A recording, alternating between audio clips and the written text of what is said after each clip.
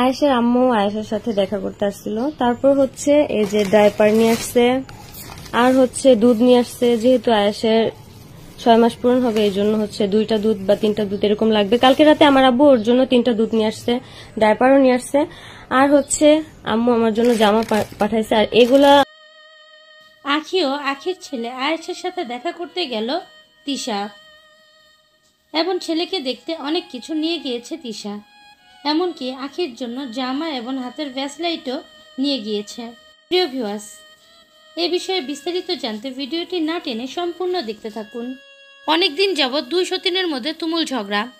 এত ঝগড়ার পরেও তিশা আখি এবং আখির সন্তানকে দেখতে গিয়েছিল তার বাসায়। আখির জন্য জামা কাপড় এবং আয়েশের জন্য দুধ এবং জামা কাপড় নিয়ে গিয়েছিল। এসব কথা নিজে মুখেই স্বীকার করলো আখি।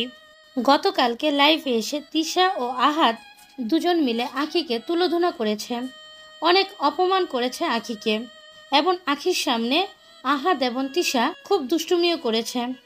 আহাদ তার বড় বউকে চুমুও দিয়েছে লাইভে এসে। এত কিছুর পরও তিশা যখন আজকে আখিকে দেখতে গেল, কেন আখি তার জিনিসপত্র রাখলো?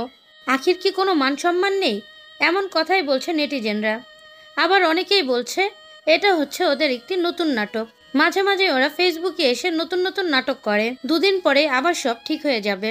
কিন্তু আখি ও তিশার লাইভ দেখে মোটেও মনে হচ্ছে না এটা কোনো নাটক। আখি লাইভে এসে বলেছে আর কোনোদিনও সে তিশা এবং আহাদের সংসারে ফিরে যাবে না। সে তার ছেলেকে নিয়ে একাই বাঁচতে চায়।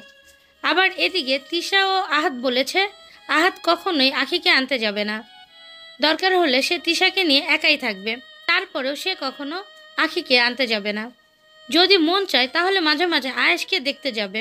প্রিয় ভিউয়ার্স, সবাই বলছে তিশা ও আখি নাটক করছে। জিনিসটা আপনারা কি চোখে দেখছেন? এবং তিশা আয়েশকে ও আখিকে দেখতে শপিং করেছে। এ বিষয়ে আপনাদের কি মনে হয়? অবশ্যই সেটা জানিয়ে দিবেন আমাদের কমেন্ট বক্সে।